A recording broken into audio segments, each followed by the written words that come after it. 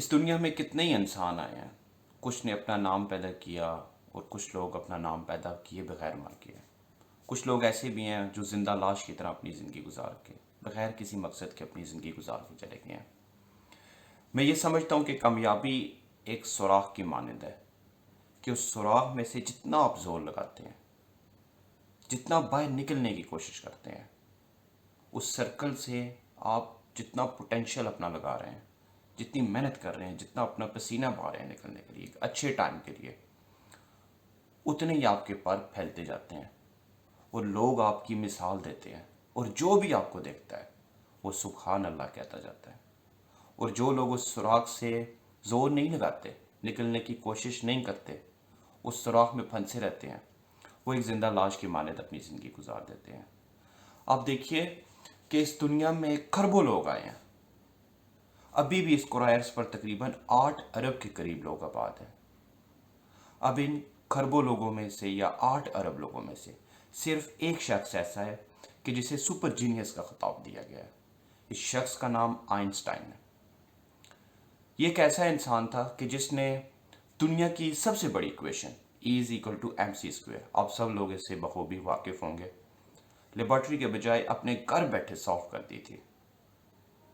ये आज तक की सबसे मशहूर इक्वेशन और सबसे मुश्किल इक्वेशन तस्वर की जाती है कि आइंस्टाइन ने इसे लेबॉर्ट्री के बजाय अपने घर बैठे सॉल्व कर दिया था।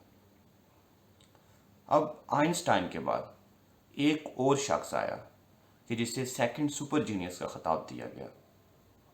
इस शख्स का नाम स्टीफन हॉकिंग है। बरतानिया से इसका ताल्लुक था और 1942 में इसकी पैदाइश कैम्ब्रिज में हुई थी। अच्छा, इसकी पैदाइश कैम्ब्रिज में होना एक बहुत ही दिलचस्प वाक़या है। आप देखिए कि 1942 लगभग सेकेंड वर्ल्ड वॉर का दौर चल रहा था। अब इस टाइम पे चर्चिल और हिटलर के दरम्यान एक एग्रीमेंट हुआ था। एक साइड से चर्चिल ने हिटलर को ये कहा था कि वो जर्मनी के दो बड़े शहर गोटेनबर्ग और हाइडलबर्ग, गोटेनबर्ग एक बहुत ही बड़ा शहर है जिसमें यूनिवर्सिटी ऑफ गोटेनबर्ग भी है। चर्चिल ने कहा कि वो इन दो शहरों में बमबारी नहीं करेगा क्योंकि एजुकेशन का वो एक कॉम्प्लेक्स था।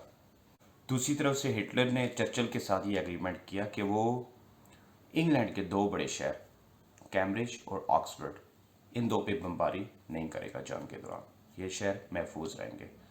अब 1942 में जितनी भी पैदाइशें हुई हैं, जितने बच्चों की 95%, 98% दोनों ममालिक में, वो इन दो शहरों में हुई हैं, जर्मनी के गोटेनबर्ग और हाइडलबर्ग और इंग्लैंड के ऑक्सफोर्ड और कैम्ब्रिज में ज़्यादा बच्चों की पैदाइशें इन दो जगहों पे हुई हैं क्योंकि माई ये तस्वर करती थी कि जैसे भी हालात हो जाए इन दो शहरों में बमबारी नहीं होगी और हमारे बच्चे महफूज रहेंगे। स्टीफन हॉकिंग की पैदाइश वहाँ पे हुई।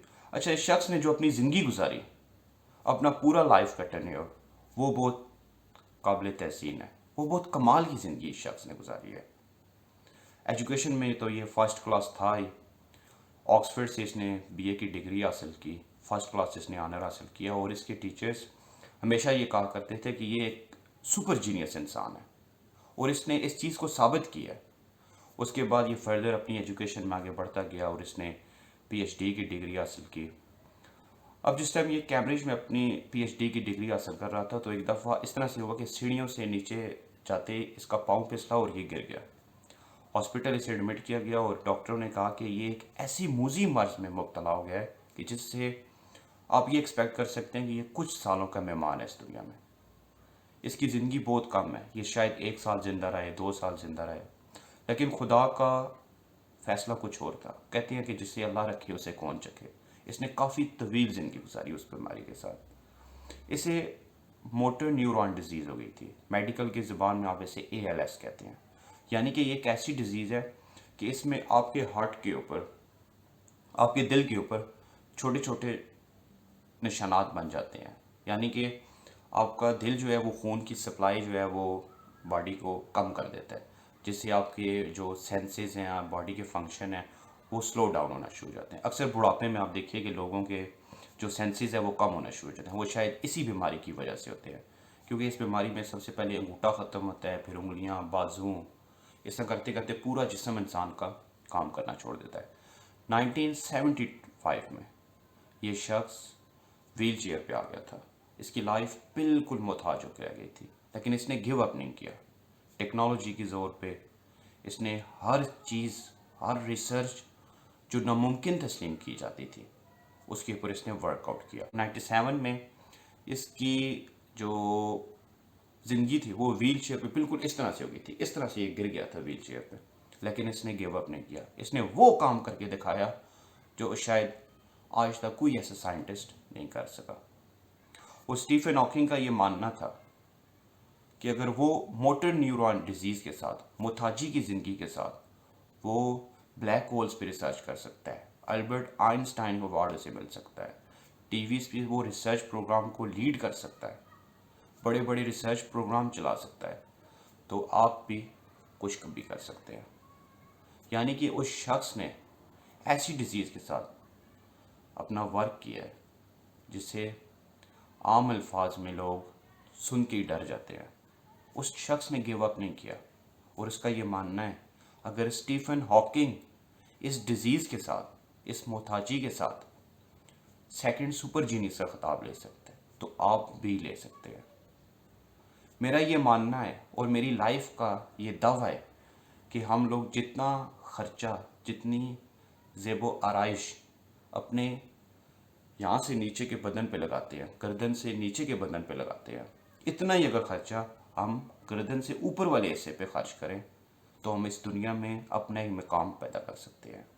आज के दौर में भी हम एक स्टीफन हॉकिंग, एक आइंस्टाइन पैदा कर सकते हैं, लेकिन ये सिर्फ़ और सिर्फ हम लोगों की सोच पे डिपेंड करता है।